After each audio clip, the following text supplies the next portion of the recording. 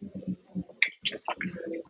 hello and welcome back to the Psychological Bible, where we look at the psychological messages within the Bible.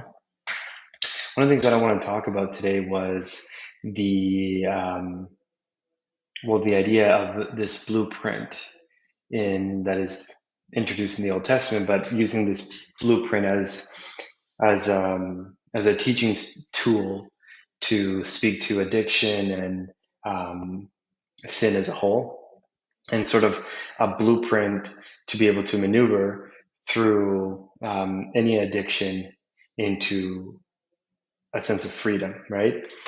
And so I was thinking about this a little bit because I had just worked through this blueprint with a client in an addiction treatment center, and I thought, why not discuss it? So there's this idea in the Old Testament that there's a sanctuary that is given, and this is by some talked about as a blueprint. And the blueprint is meant to embody certain types of ideas and rituals that are meant to reinforce certain types of behavior and against certain types of ideas. And you could think about, and it's in the thumbnail of this video, feel free to go back to it to take a little bit of a look at that. But when they were given the sanctuary, there were certain sets of articles of furniture. We'll call them articles of furniture, or important aspects or important symbols that needed to be part of the sanctuary structure, along with rituals associated with it. And it would first start in the outer court, right? In the outer court, there was the sacrifice. And the idea of this whole sanctuary it was meant to be a traveling sanctuary, in similar sense as people are meant to be traveling sanctuaries, if you will. And part of the reason why it was not meant to be stationary is for the idea that it could be carried to multiple different places, and therefore by extension be present in a lot of different places and invite people into that, right? And so, you can kind of think about it in a sense that, or at least it's one of the ways that I conceptualize it, is you put something somewhere in order for people to see that thing, in order to decide whether it is worth coming close to that thing. And if they come close to that thing, then they can also come closer to the other things that thing represents. And so I was thinking about a university, right? The university represents a place of possibility, in a sense, right? It represents the possibilities of diverse career paths and the introduction to various types of ideas that can lead you down various types of ways in your life, various different types of thoughts. Well, the sanctuary really is meant to be an example of something that is only meant to lead you down one particular path. And at least in the biblical narrative, it's meant to lead you towards Christ. And so you have the altar of sacrifice, right? And the altar of sacrifice is in the outer court. There's an outer court and an inner court. And so you have the sacrifice there. And what they had to do traditionally was bring a sacrifice there. And that was the first thing that you did before you went inside. And you can think about that altar of sacrifice as the first step one must take. And now, kind of, we'll talk about this in a lot of different ways, but now more so entering into one of the dimensions of its meaning, right? And one of the dimensions of its meaning is in this, at least in this concept of using it as a mechanism to explain freedom from something, right? Or freedom from addiction. Well, what does the first step entail? Well, if you look at the sanctuary, the first thing was the sacrifice. And there's a couple different ideas there as it extends itself to the narrative of the embodiment of Christ as the ultimate sacrifice. But then there's also the understanding there as it pertains to self-sacrifice. And so when we think about these steps, the first steps that it requires for somebody to get out of themselves or something that they're doing destructive is the recognition that they must come to the altar and sacrifice the things that we are most vulnerable to worshiping, right?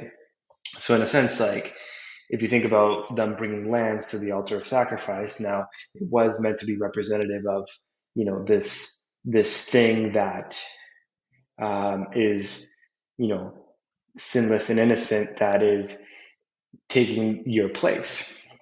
And that's definitely one of its dimensions of meaning, and perhaps the primary dimension of its meaning. But you can also think about it as, when you come to the altar of sacrifice, there's this idea in the New Testament that we must sacrifice self, right? Like, we must bring self and put self on the altar of sacrifice, if you will, and be willing to sacrifice ourselves. And what does it mean to sacrifice ourselves? Well, it means to put aside our selfish desires and take upon the interests and goals of others along with our own, but understanding that in many of our cases, we have been inclined to take up solely our goals and solely our needs and solely our wants, and as a consequence, we've prioritized ourselves entirely. And so it requires us to sacrifice ourselves, right? And so that's the first step. It's the altar sacrifice. It's in the outer court. And the other aspect of the outer court is the altar of labor.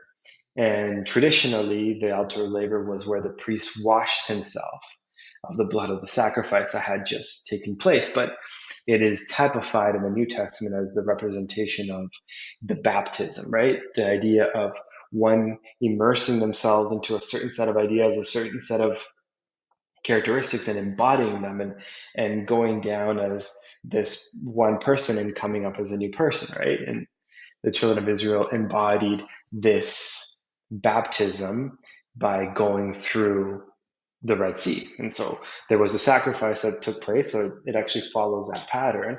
They had the Passover lamb, and then they went through the Red Sea. And so that's like that sequential pattern of how one must go through these stages. And I don't want to derail too much, but really, when you think about the process out of addiction, and this was conceptualized to me first in this book, Addiction and Grace. Forget the name of the author of this very moment, but his brother is a famous psychiatrist. He's also a psychiatrist. But nevertheless, the idea is that, you first move from Egypt, which is the place of addiction, to the desert, which is the treatment, and to the promised land, which is the kingdom of God is at hand. It is the ability to experience life to the fullest in its most possible capacity here on earth. And that's what the kingdom is, right? Representatively.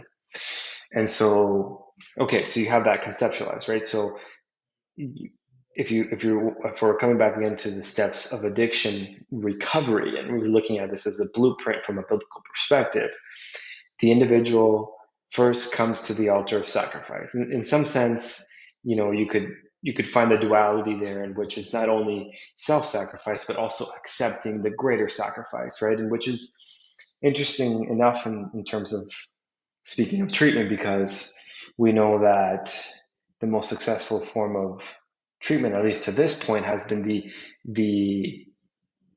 the acceptance or the integration of the 12-step program. And we're sort of talking about steps here, not coincidentally, but the 12-step program, and its first step is the recognition that,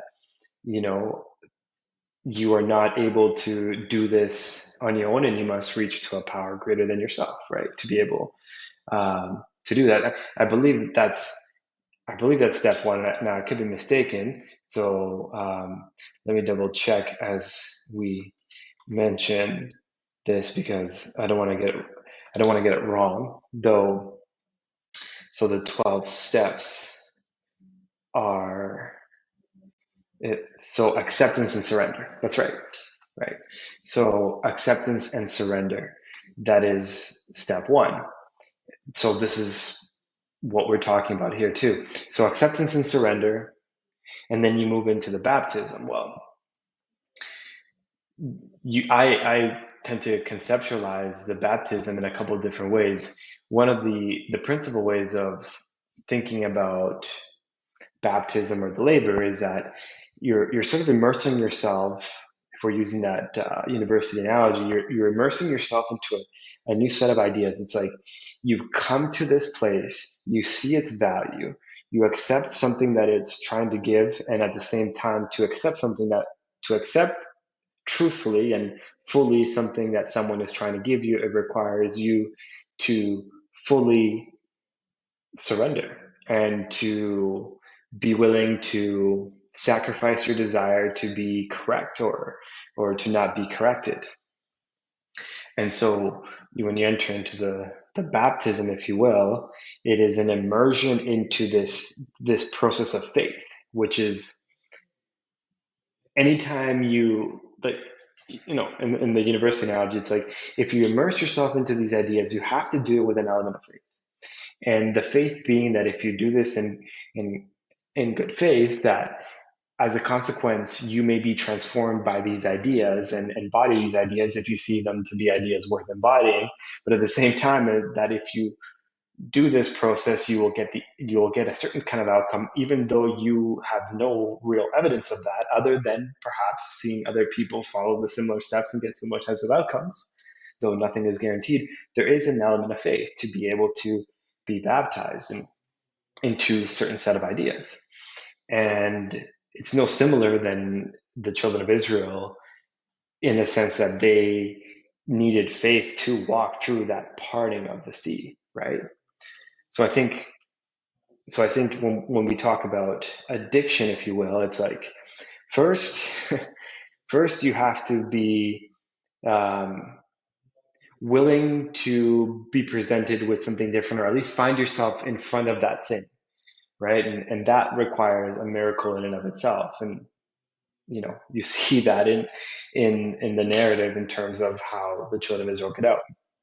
But once you do that and you accept that, you surrender and you accept the sacrifice, and you wash yourself and you wash yourself of the old you, in terms of the you that is not really you, but it is the you that has been adopted as a consequence of falling into this addictive pattern, and attaching yourself to the multiplicity of different types of behavioral patterns and cognitive thinking patterns and processes that one can attach themselves to. You're cleaning yourself of that, so to speak, but you can only clean yourself by immersing yourself into this water, and this water is not really your ideas and your thoughts, and there requires a blending of your thoughts into it. But nevertheless, um, that's step two. Now, it's interesting that is in, at least in the biblical blueprint, that is in the outer court, right? Meaning, like, these are the things. It's like these are the things that you do outside, but there is a more deeper immersion into these things, if you will, right?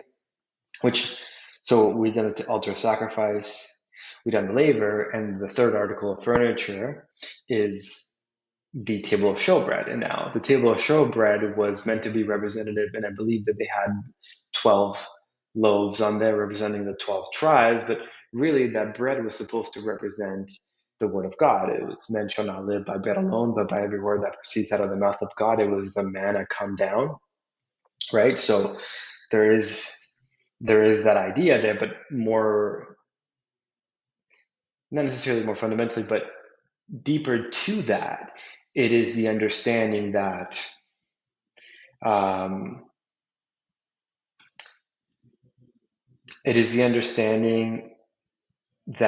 one must consider a new set of beliefs and new set of ideas in order to, and to immerse yourself into those things in order to be a different person. Meaning, once you've taken the sacrifice, if we're using the university analogy, once you've sacrificed and you've baptized yourself into this, you now have to really go into the books. And you go into the books by spending an absorbent amount of time studying, right? And in that same conceptualization, that was the idea in the sanctuary system, which is that the individual would now read and depend on words that are not their own, right? Like words that are attached to transcendent ideas, or words or um, transcendent ideas, or words that are beyond them, right? And so when we think in terms of addiction, one goes from the immersion into the studying, the continual studying in the treatment center, to understand what is this terminology about defense mechanisms, and what are these behaviors that you're trying to make me understand. And so the individual delves deep into studying those ideas and those words. Now, it's no coincidence that, at least in the biblical narrative, that the process of the bread coming down from heaven is when they go into the desert, which is why I often speak about the treatment center as being the desert, because the desert is where you have, it took a miracle to get you in there in the first place, but the desert is where one goes where there are no distractions. They now have a dependency on other people like they did not before.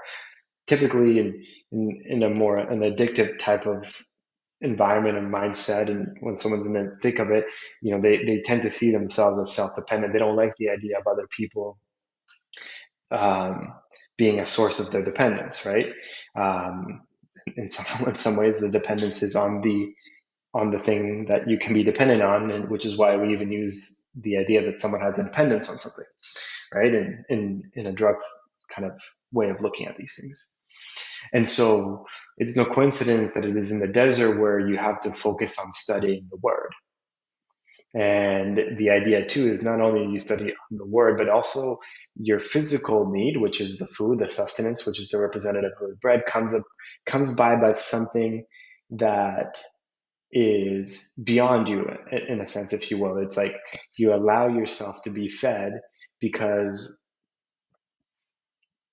if the focus in the desert is to rid yourself of these tendencies, then the focus must primarily be on the studying of the word and not necessarily the eating. So allow someone else to take care of that. Okay, so someone goes to treatment, or they immerse themselves in these ideas, these books, they start reading all these types of things to be able to understand themselves. And that leads you to the fourth article, furniture, which is what is represented as the altar of incense. And the altar of incense was supposed to represent the prayers of the people that ascended to God through the use of, well, it was a symbolic representation, but the priest would use an incense to represent those prayers reaching to God. But in a more New Testament way of thinking about it, or just playing out the symbolism all the way to its fullest extent, is the understanding that was supposed to be representative of prayer. And what is prayer? Not just, but prayer is the restructuring it's a restructuring of a hierarchy within our minds of the things that are most important, and also bringing the things that should be of most important to the highest place in our conversations. And also it is a call to something greater. It is a call to something greater. It is seeking the divine. It is seeking outside of yourself something that it is also not just that, but it is a restructuring of your processes in your mind to be able to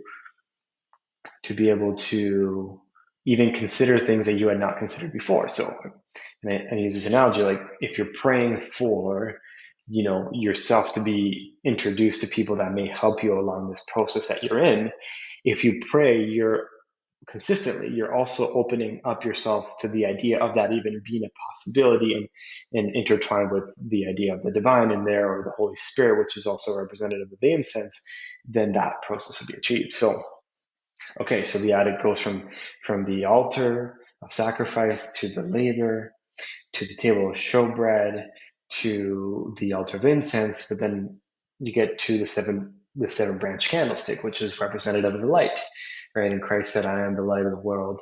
He says, I am the light. He said that we ought to be the light too. You are the light of the world. A city on a hill cannot be hid. Neither does a man hide a candle under a bushel. So the idea is that when you've been going through this process, and naturally this is something that I see in AA, NA meetings and all these types of rooms that you find yourself in, is that individuals end up sharing that light, that the consequence of all of these things that they're going to, people are just wanting to share that. And so these are but also that is the key to staying in. It's like the more light you share, the more light you receive. And so that is the process that you see. And then it takes you to the last article of furniture. And I sort of see this as a cycle in some ways, because the last article of furniture is the Ark of the Covenant, or it's the Ark of the Covenant that has the two covering cherubs. There's a mercy seat, and then inside of it is the Ten Commandments. But very simply, it's this. It's like, if you think about it from a Christian perspective, right? It's like you accept Christ's sacrifice, the altar sacrifice, you become baptized. As a consequence, you study the word, you pray, you share your light, and ultimately, because you've embodied these things, ultimately you find yourself in the very throne room of God, and you are keeping God's commandments because the Ten Commandments are in there, and it says, if you love me, keep my commandments. And the idea there is that, like, when you become so in love with something, you just naturally fulfill the things that which those things stand for, and the commandments hang on the two things: love God and love your neighbor. And so that's the promised land, if you will, right? It's like, if you can live in that kind of state, that is the promised land. And so that's the cycle. And when I say it's a cycle, is because someone can bring themselves out of that, and then they'll have to come back to their whole process. But the idea is that even in the Ark of the Covenant, there's a mercy seat, right? And so someone that has gone through all this process will now also extend mercy unto the others. They will extend mercy and justice because they've been through that, so they know what it's like. And that's what I see in people that go through addiction. So I find that the blueprint that you see in the Old Testament is the blueprint, not just out of addiction. Addiction to me, it's a major of it's the majors of types of behaviors and types of activities that humans already engage themselves in. There's minors and majors, and there's a gray in between, and there's a scale in terms of that. But some people have just reached the major, and sometimes because they understand these concepts a lot better. And many of us live in the minors, and so we don't necessarily see too much of a problem because they haven't found themselves here. And we often prevent ourselves from going all the way over there, but we miss the fact that we are still in the same type of addiction or slavery, just to a different capacity. So anyways, I hope that was helpful as a way of thinking about addiction and the blueprint that is found in the sanctuary in the Old Testament.